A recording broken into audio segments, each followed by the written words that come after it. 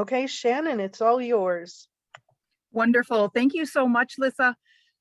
I am so honored and pleased to be able to introduce to you Mary Priscilla Isin, who is an amazing Ottoman food historian, translator, and author of several books, two of which I think that the audience here today would greatly benefit from, one being Sherbet and Spice, the complete story of Turkish sweets and desserts, which has been a Bible for me and has been a wealth of information. And secondly, the Bountiful Empire, A History of Ottoman Cuisine, has also been just if you could see my book, it is so dog-eared and so filled with little tabs of follow-ups. I encourage you all to find her book and use it at your leisure. Mary, we're so pleased to have you today. She currently lives in Istanbul, is a British expat.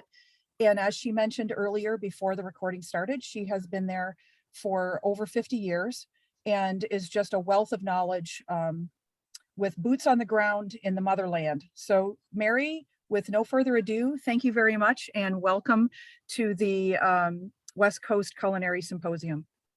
Okay, thank you very much, Shannon. That's great to hear your voice. And I'm very pleased to be here talking to people who are members of the SCA, because as I was telling a bit before the recording, I started using the SCA information, you know, people's emails and exchanges of information from Stefan's Florilegium, and I didn't know at that time what it was, but it was this amazing source when I was first investigating the history of all these sweets, you know, like rock candy and pulled candy and all these things. And looking back in the history, they were so helpful. Many sources that I was recommended in those emails. I got hold of those books. It took me into new places. And at first I didn't realize, you know, that this was a reenactment society. I didn't, you know where those emails were all coming from. And I even wrote to one or two of the people asking, but I can't remember who they were or what it was now. It was such a long time ago, you know, I'm talking about 2006, I suppose. And that person, whoever it was extremely helpful. I think her name was Catherine, I have a feeling. Anyway, I learned a lot. She was very kind and helpful and sent back information. And it really took me on to sources I didn't know. I knew Laura Mason's book about the history of sweets, which was really good. But I came across many others through, you know, those files. And sometimes after I discovered that it was a reenactment society, that was quite a shock, you know, because I didn't know what people who reenacted history did. And I was amazed at the effort and the research. And, you know, there were people who are from Polish backgrounds who were posting up stuff that they'd found in Polish and translating it, and from German, and that was amazing. And people was so serious about their research and really, you know, going into it. And so when I discovered this, over the years, I've told quite a few people, you know, a lot of what I've learned from this American Reenactment Society, and people are so amazed. And sometimes, you know, it's even, I think they don't quite believe that it's true. You know, you just imagine people just enjoying dressing up and sort of putting on sort of fights with swords just for sort of a fun, you know, just for fun, but it's far more than that. And so I'm really happy to be here today. And I decided to focus on the cuisine of Sultan Mehmet II, who conquered Istanbul, because recently I wrote a chapter for a book about Mehmet II, and it really took me into details in texts that I knew, but you know, when you go through them in sort of tiny detail, so much more came out. And so in the end, I sort of, although I have used some 16th century sources because there aren't recipes from his time, there's only Shirvani from the previous sultan from his father's era, and from later periods. There's a lot of other stuff, but basically I try to focus on the foods that he ate or people of his time ate. And what was amazing was that this Sultan Mehmet, who was, this was the, it was a very, very unstable period. His father had spent his life at war and fighting, and Sultan Mehmet basically had to do the same. And when I looked at the number of dishes he was eating and the foods he was eating, the dishes, of course, ancient Turkish foods, the traditional, the sort of, especially noodle dishes, stuffed noodles, that kind of thing. And then Iranian, because, the Turks came from Central Asia, they moved through Iran, a lot of Iranian dishes of Iranian origin, and then Arab origin. And then he was also eating quite a lot of oysters and caviar, and prawns, which presumably show the Byzantine influence. And the range was so enormous and there were quite a lot of dishes that pop up in his kitchen accounts records. That's where we know such a lot about his Mehmet's palace food, because they have very detailed kitchen account records, and very often they say, oh, the eggs were for such and such a dish, or the walnuts were for such and such a dish. So we know an awful lot of names of dishes that were eaten at the time, and quite a lot of the ingredients, although not all of them, because the meat isn't mentioned. The meat was purchased separately, so you don't know whether a particular dish had meat. Probably often they did. Or the spices, they were bought, of course. They didn't buy, a bit of cinnamon just for one dish, so you don't know what other spices they were adding, but you get an idea at least. And some of these dishes, I think at least sort of 3 or 4 dishes, never ever are mentioned anywhere else. And also there's an awful lot of soups of different kinds. I'll mention those in a bit. And I ended up thinking that Sultan Mehmet was really quite a gourmet, the range that he was eating. And that was quite a surprise to me. And also it seems that his cooks were really being inventive, perhaps because he was interested in food. Perhaps they were inventing a lot of these dishes that, the soups, you never find a similar soup sometimes. You can't find them in any other source, or in modern Turkish cuisine or regional cuisine. So it's as if, they were inventing dishes and he encouraged them. And this is the period when the Ottoman cuisine, of course, it was in like a synthesis from, as I said, Central Asian traditional Turkish cuisine, Iran, medieval Arab cuisine, and then some Byzantine influence. And it really sort of came together during his period. So it's the beginning of a really sort of unique character to the cuisine comes out. And I thought I'd say, well, the earliest information that we have about his period is an account of banquets given at the circumcision of his 2 sons, Bayazet and Mustafa, in 1457. Later on, he had another son called Cem Sultan. And the historian who describes this event says that the dishes included spit roasted lambs, chickens, geese, and ducks. Of course, this was real, banqueting food, palace food. So that kind of thing was, of course, very sought after. And then various types of rice pilau, but no specific information. Something called chicken kalye. Well, kalye was an Arab dish with the meat was fried. and chicken was a luxury item. And then a large number of desserts and sherbets. I won't go into the details. The sherbets were flavored with rose water, musk, and ambergris. And after the banquets were over, they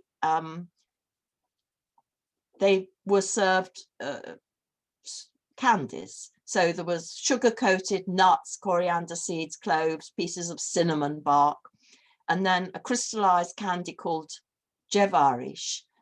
And actually, jevarish was a kind of medicine eaten for the digestion. But of course, they made it palatable by adding sugar or honey. And it became, in this period, a candy in its own right. So you missed out all the nasty tasting, health-giving ingredients, and you just used the pleasant ingredients. And it became a sweet in its own right. And there's still a variety of that made in Turkey today. When women have given birth, you go and buy it and you dilute it with water. Anyway, and candies flavored with mastic. And then the historian Tursun Bey goes on to say, and there were lots of other delicious dishes too numerous to count. So that's a bit tantalizing, but anyway. So although the emphasis here is definitely on kebabs, you know, spit roasted meat, and sweet dishes, which were, of course, it's a celebration, that's natural. The kitchen records show that an enormous diversity of vegetables and fruit were eaten. And this became one of the really special features of Ottoman cuisine, that vegetables were so important. It was not like French cuisine or Western European cuisine where the vegetables are like a garnish at the side of them, and the main thing is the meat, which is still like that. I think people don't value vegetables. So, but here the vegetables became the main thing, and the meat is sort of often added like a little, almost like a spice. I mean, to sort of enhance the flavor, give it a bit of richness. And I just wanted to mention an interesting source about the way fruit was so important to the Ottomans. And this is a book of advice that his Mehmet's father, Murat II, he wrote a book of advice to his young son. Actually, it's sort of in dialogue form. So the father says, when you're a young man, people are like this, a bit wild, and don't take good care of themselves. But now I'm an old man, and I realize, that this is a nice time of life. It's, you've got your wisdom from all that experience and so on. And then the son, Sultan Mehmet, sort of replies and says, that's a wonderful, thanks, Dad, sort of thing. And Sultan Murat II was really tired of a life of politics and war. And he was quite a pleasure-loving man and also interested in mysticism, it seems. And he was really desperate to sort of get out of being the Sultan, and he abdicated in favor of Mehmet II in 1444, when Mehmet was just a young teenager. In fact, I think his birth date isn't quite known for certain, so he might have even been as young as 12 when his father abdicated.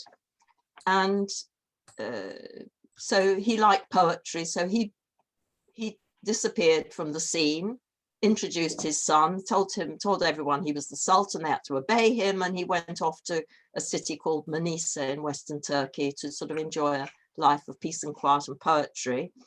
But 2 years later, the political situation was very unstable, and the Hungarians were sort of invading from the west, and he had to go back and take over the reins again. But as soon as things were sort of settled down, he abdicated for the second time in 1451. And Mehmet was about 19 years old then. And in this book, there's an interesting part where he talks about growing fruit. And he says when he was a young sultan, he'd planted many, many fruit trees in the garden of the palace, which was then in Edirne. Of course, Istanbul hadn't been conquered. And he planted them himself. And he relates how he tells his son that now he goes into that garden and the trees have grown, they're giving fruit, he picks the fruit, and he meets up in the garden with his old friends who are still alive, and what happiness it gives him. And after conquering Istanbul, of course, Mehmet II did lots of things, you know, building all kinds of institutions and sort of getting, because Istanbul was very run down by the end of the Byzantine Empire was on its last legs anyway.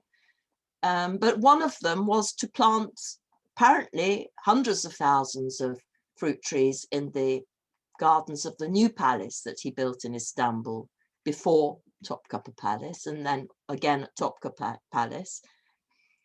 And so the Ottomans loved fruit, they were keen gardeners, and all kinds of people, not the sultans and poets and all kinds of intellectuals as well as ordinary people, they loved breeding new fruit, new varieties of fruit.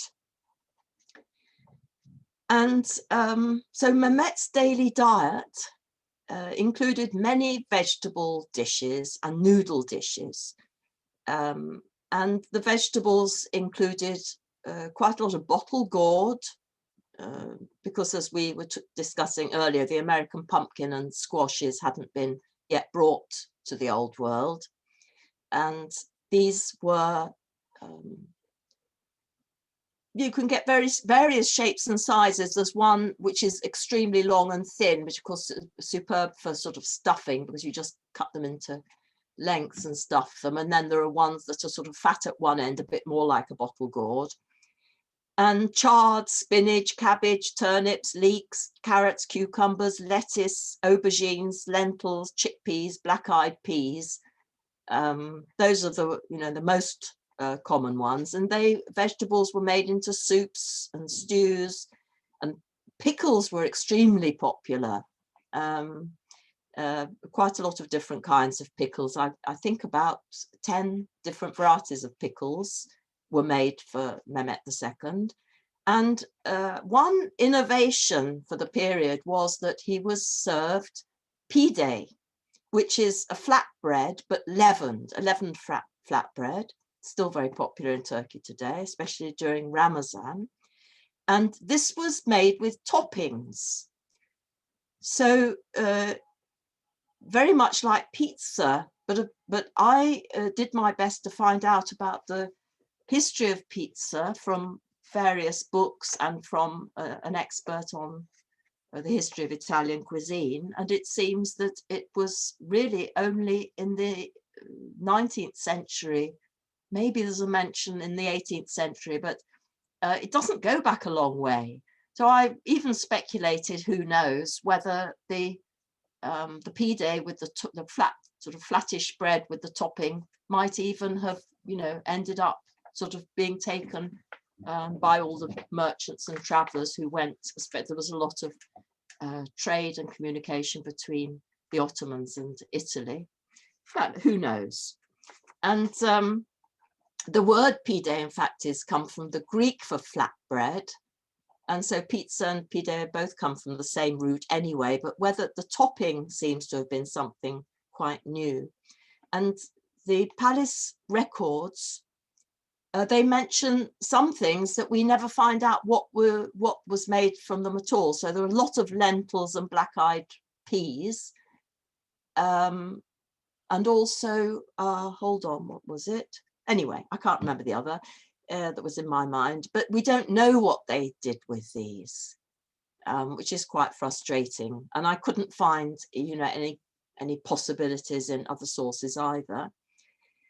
So, because the SCA is a reenactment group, and I know because I follow on Facebook, and I know quite a lot of discussions are about how to cook when you're camping, and practical dishes are needed so that you can do it when you not necessarily your own kitchen, but or something that could be made in advance and taken. So I sort of went through all the dishes that were made and sort of chose the ones that are reproducible fairly easily, but also very much central part of Ottoman cuisine, not just in 15th century, but later.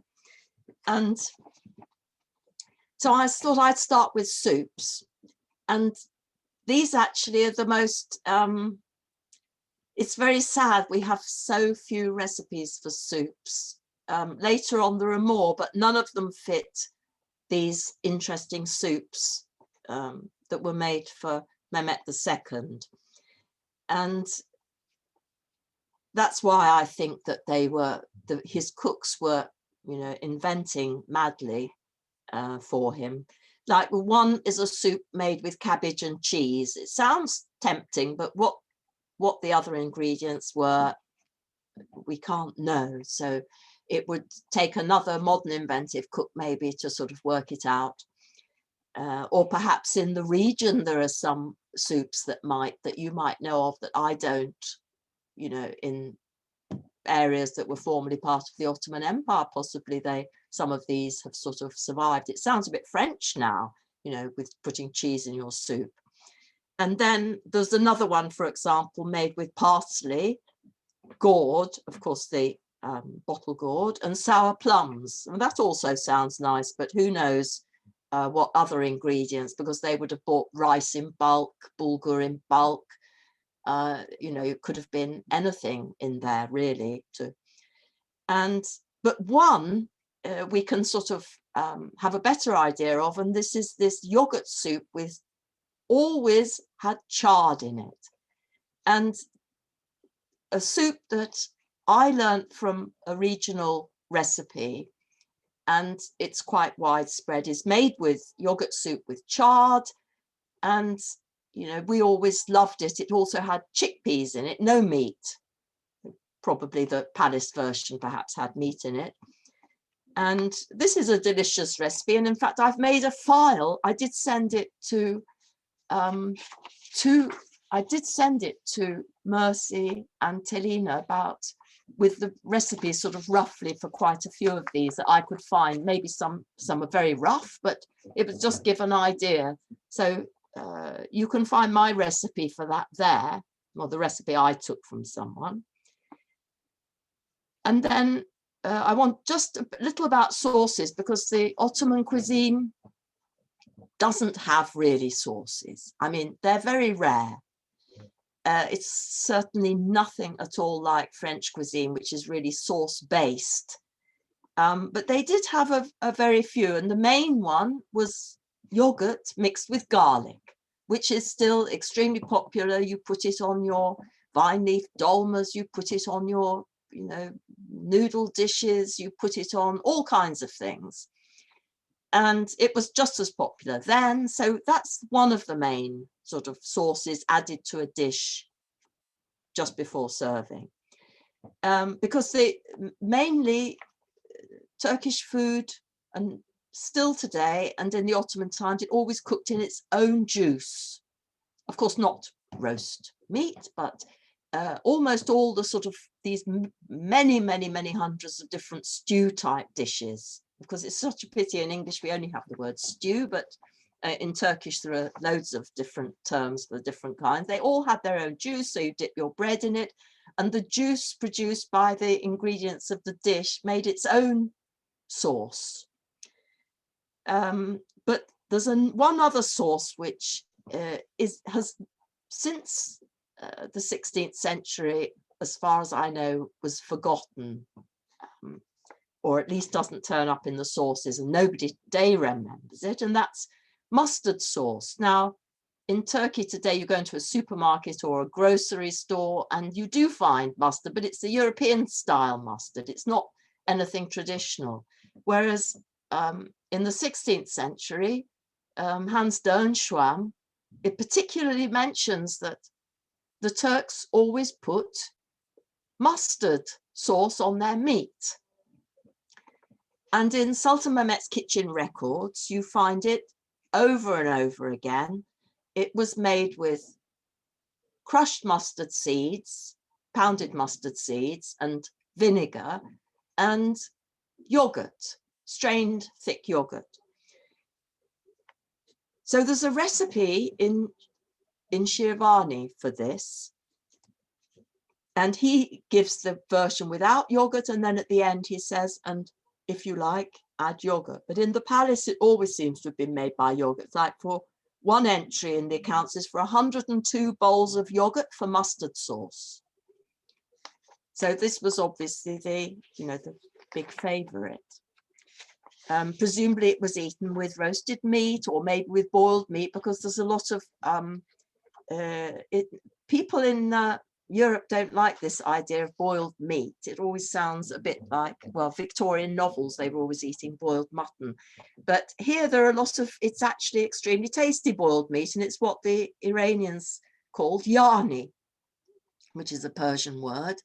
And it's extremely tasty. So it's almost like, of course, it's boiled. There's a lot of juice. So it's sort of like a soup with the meat in it. And it's extremely tasty. So it could be that they ate this mustard sauce with their yani as well. So then there's I come back to the Pday, the leavened, not quite flatbread. It's sort of that thick. And often it's got sort of patterns on the top made with sort of dividing it into little different pieces. And for Sultan Mehmet, it was made with various toppings, which seemed to be cheese, bottle gourd, and spinach. And of course, you can't be certain, but it seems that the cheese and the bottle gourd, or the cheese and the spinach, were probably mixed up. Maybe also cheese was made separately, and these toppings were mixed with eggs often. And there are no period dishes, no period recipes for Pday with a topping. Even in the first recipe I found is 1800, in 1900, written in 1898, published 1900 by Mahmud Nedim, who was a Ottoman army officer who was extremely interested in cooking.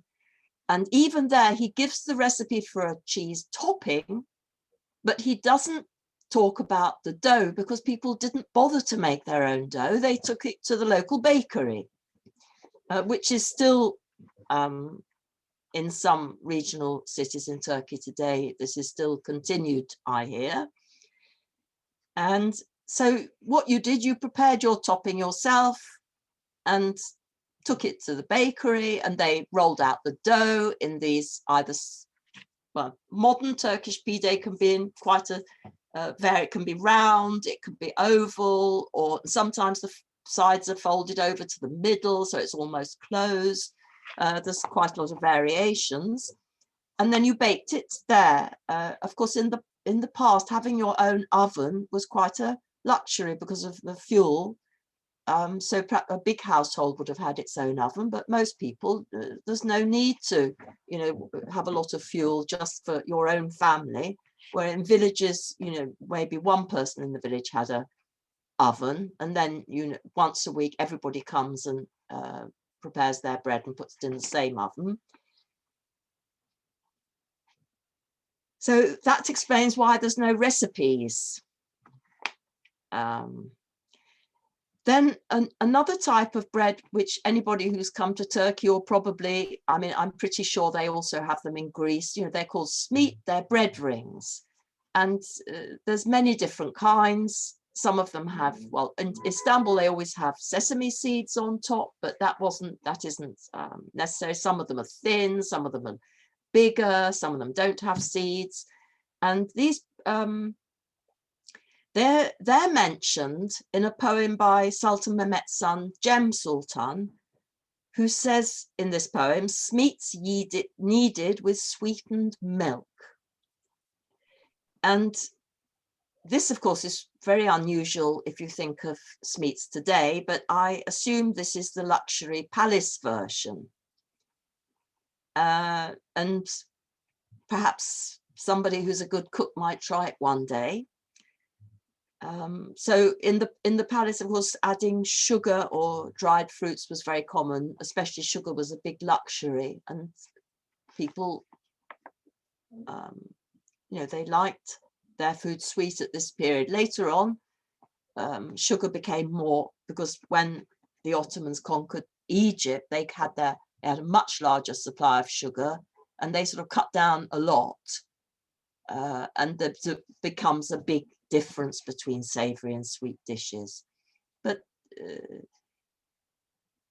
so then I come to pilau, and there are I think 2-3 recipes for quite complicated rice recipes with meat and chickpeas and all kinds of ingredients in shirvani. But I chose, and of course a very popular one was coloured and flavoured with saffron, because saffron is the yellow colour is of happiness, means happiness. It's a sort of a celebratory kind of pilau. But the one I chose is the bulgur rice pilau, made of bulgur, which would be the thick, coarsely ground bulgur, with chestnuts, made for Sultan Mehmet. So, and this was still a popular dish at palace banquets in the 17th century. And then we have a little bit of extra information, because the records have a little note saying that spinach was added to it, or meatballs. Of course, we don't know what extra ingredients were added to the one made for Sultan Mehmet, but I just made my regular bulgur pilau, and I added boiled chestnuts to mine, and it was really delicious and easy to make. So I think that's really something. It's not in modern Turkish cuisine, but it really deserves to be, and it's a very, very delicious kind of pilau, and the bulgur and the chestnuts go very well together. Then there's noodle dishes, and so I picked manta. That's the most famous. So these are stuffed noodles. I think actually, if you look at the sources, they're not always stuffed in the past, but often they were stuffed. So you rolled out your pastry and cut them into squares, and then you have a mincemeat mixture. You pop a little bit of the mixture onto the squares, and sort of, today in Turkey, you close them up usually almost completely, or make little bundles, and you boil them. But according to Shirvani's recipe, dating from sort of 1440s, they're filled with mincemeat, chickpeas, cinnamon, and vinegar. And so you really mix these well, and then you pop them onto the little squares, which must have been a bit bigger, because he doesn't say chop up the chickpeas. So presumably the squares were fairly large, because chickpeas can be quite large once they're boiled. And he says you don't close the top completely. So I suppose you take your square, put your mincemeat on it, and then sort of fold over the sides and pinch them together. And he says you leave a little hole at the top. And that sounds very like a Central Asian type stuffed dumplings that I've seen pictures of, although I haven't eaten them, and they're steamed, which again people in Turkey don't do today, but here they're steamed. And I thought these would be, and then when they're cooked, they're served with garlic yogurt. And I thought this is a particularly good recipe for people camping and reenacting, because you can make them this is how a friend of mine does it. She makes them, but much smaller. Of course, if they're big, it might be a bit more difficult, but without the chickpeas. So hers are quite small, and then she puts them in a tray and bakes them in the oven until they're nice and sort of golden color. And the mincemeat, of course, is cooked that way, and it means they don't stick together. And when they're cold, you can nibble them hot, which is delicious. But then when they're cold, you can just put them in the freezer. And then all you have to do is give them a quick boil for 10 minutes and serve them up.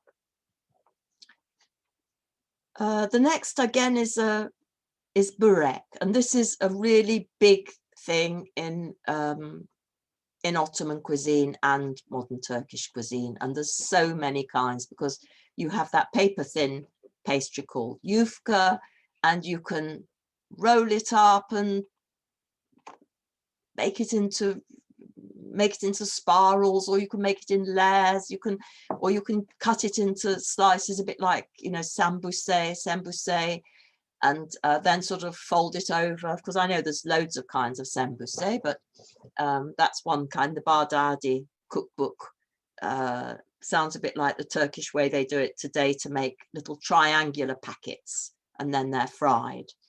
So the Borek that was famous in Sultan Mehmet's time and was made for him was always made with chicken, with a chicken filling. And there are loads of recipes for this in later times. So I looked at later recipes for Borek, and this is a kind made in a big tray, a round tray, quite deep.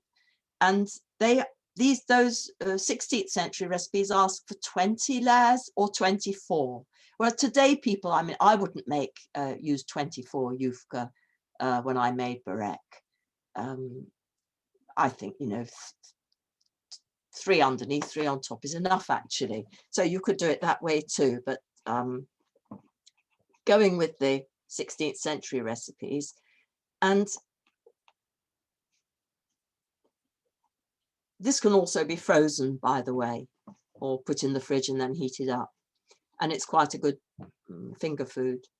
So apart from in the palace, they don't seem to have made it with mincemeat, but probably they did. It's just that we don't know. And the Borek shops in the cities in the late 15th century and in the 16th century, and still today, the main filling was mincemeat mixed with black pepper and onion.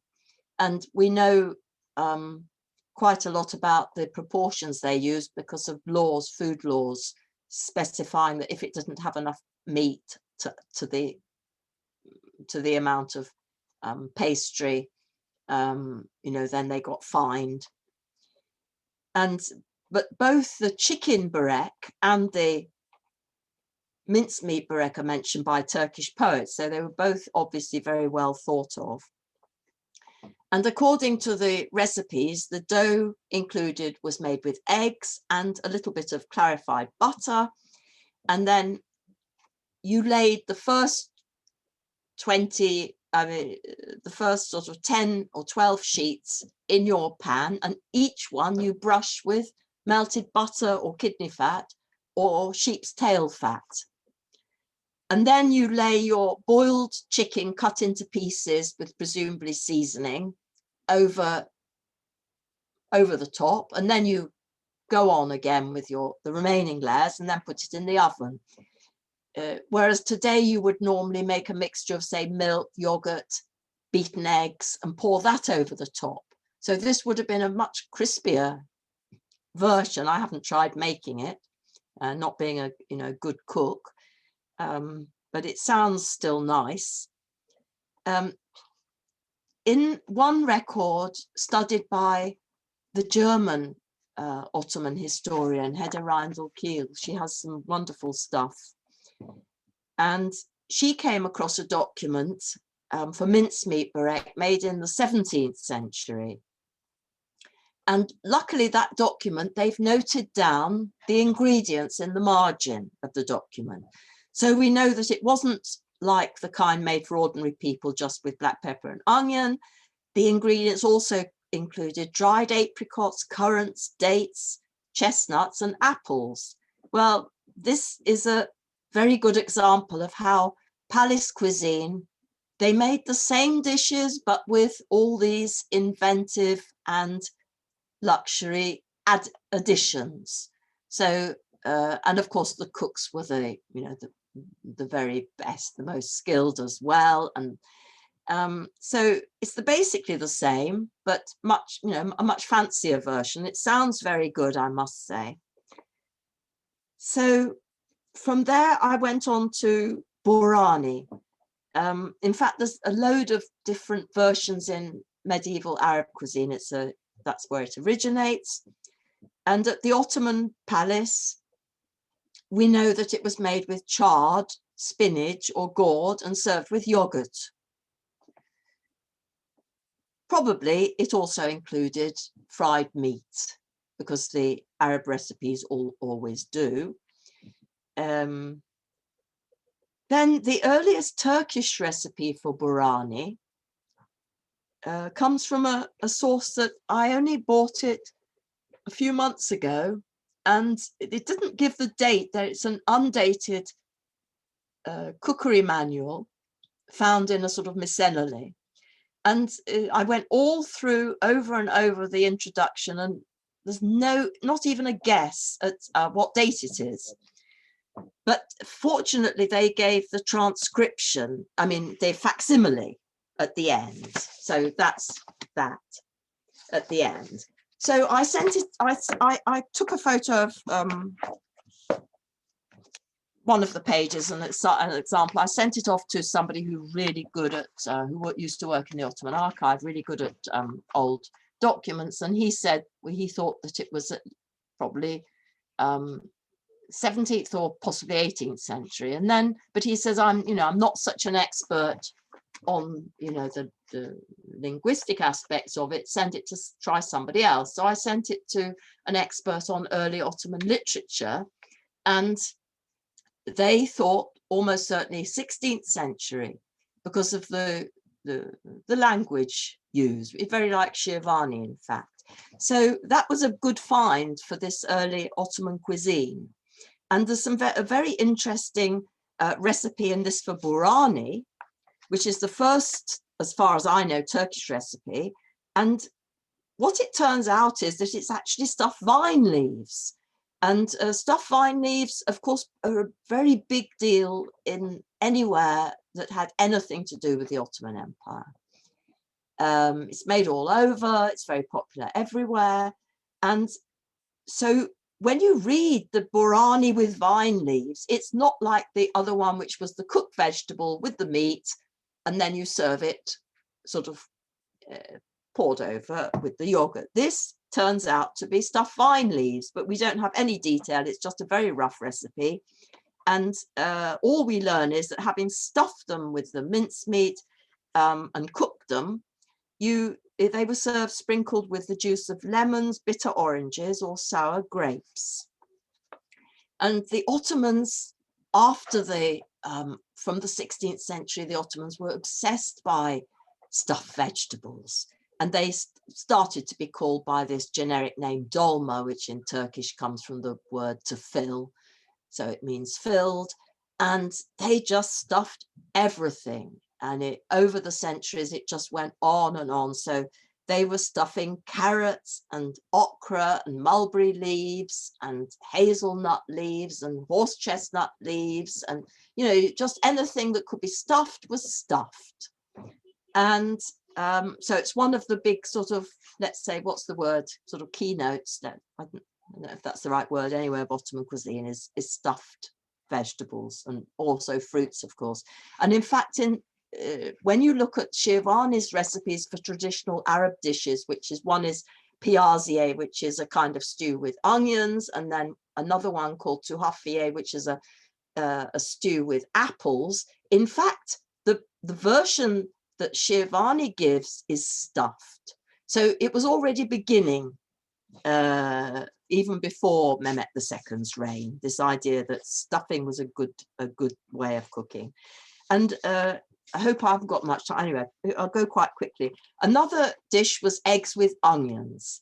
And this sounds very simple. And there are some simple recipes in later Turkish cookery books from the later Ottoman period.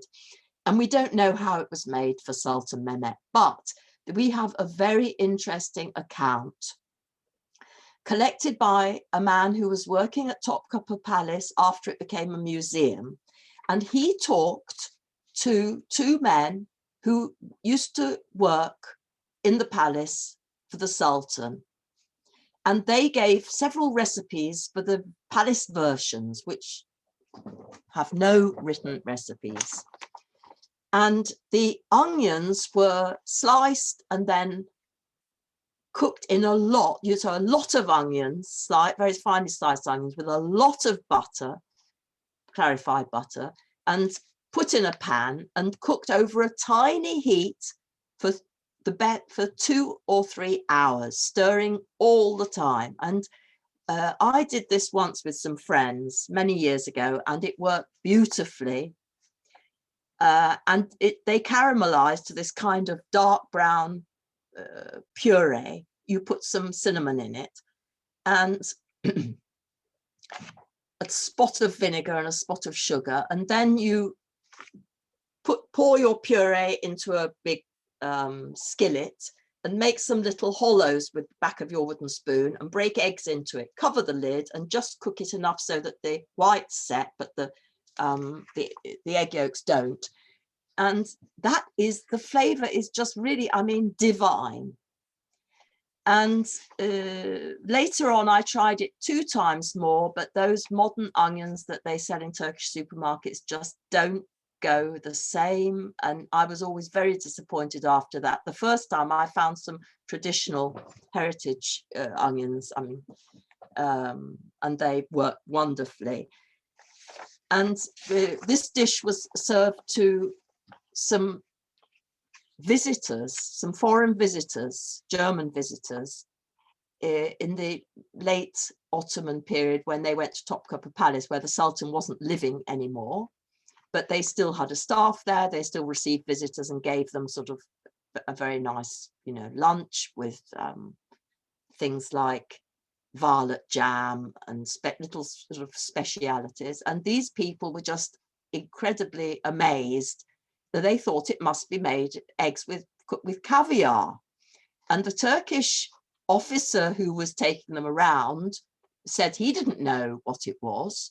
And he asked the palace staff and they told him that it was only onions. So sometimes the palace food, it isn't the luxury ingredients or the expensive ingredients or anything. It is just pure skill, experience, time, the time spent doing this stirring, which an ordinary housewife would never have time to do. It would be very unrealistic.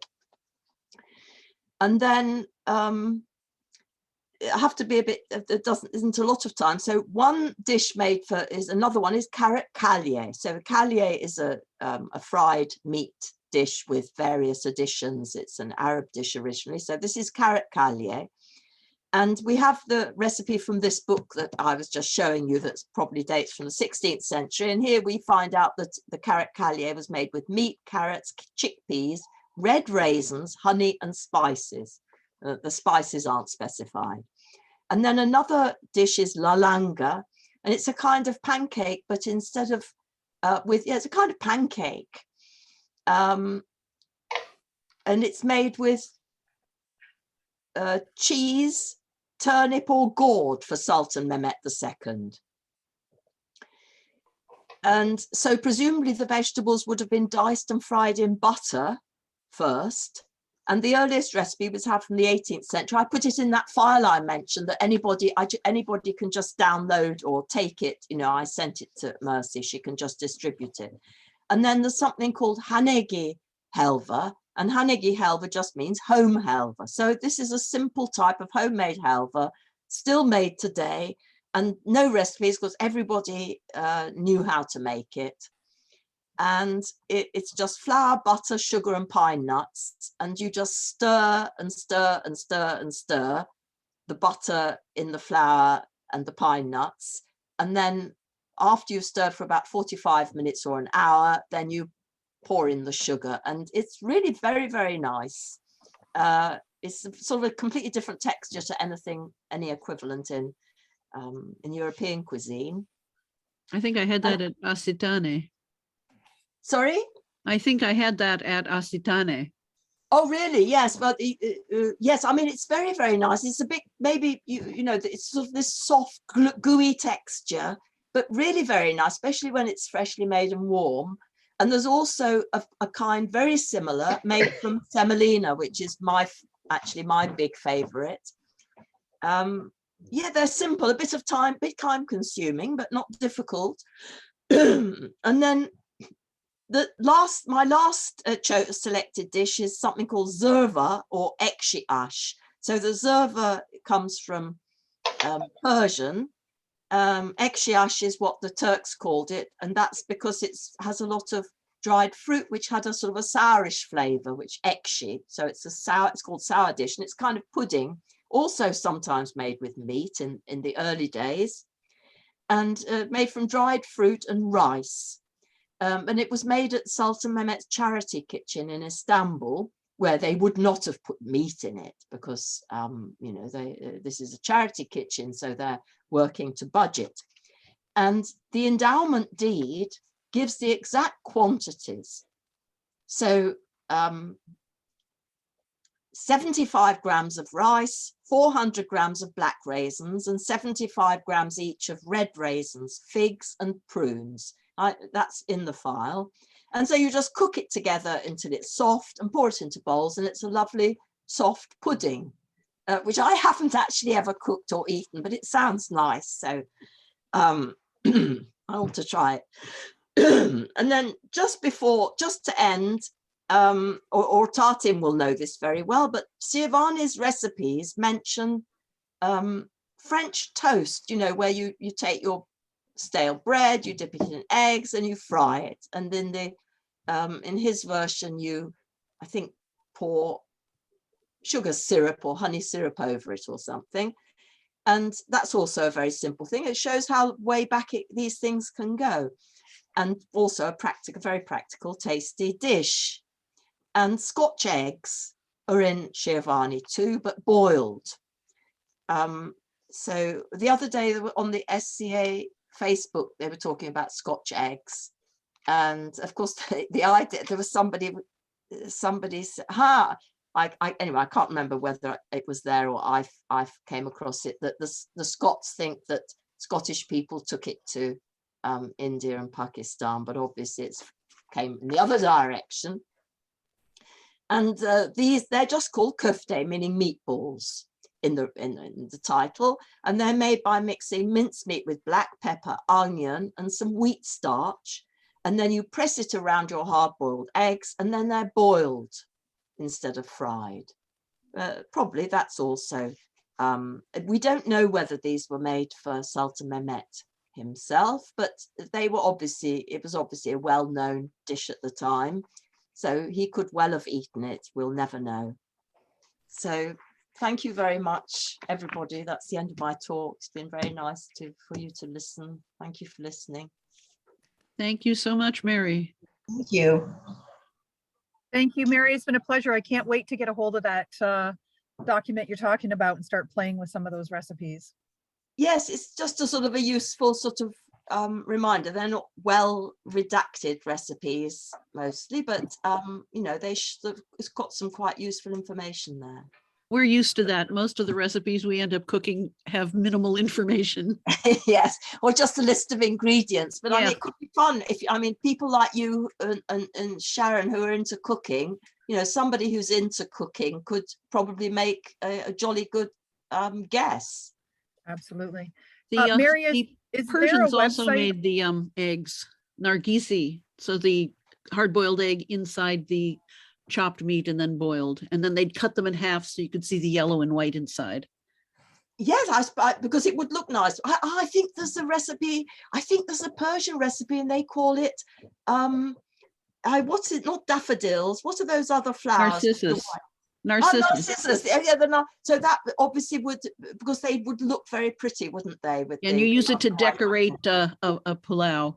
Yes, right. That's it. Yes, they didn't use that term in Turkey, but you could see that they would enjoy the appearance, certainly. Mary, are there any books coming out from your work in the future that you can see? Well, I'm working at the moment on a book, but it's going a bit slowly, and I'm not sure. It's going to be on kitchen equipment. The only thing is it really needs a lot of pictures, and you know publishers don't like books with a lot of pictures, or any pictures preferably. You know, it's expensive unless they're black and white. So I don't know how it's going to pan out. I'm also working on another book. I'll let you know when that with this is a cooperation with an expert on early Turkish literature, actually. We're doing Have you found any photographs of knives, kitchen knives? Pictures. I mean, I have an old knife, and I think several collectors have old knives, but of course, they didn't use them.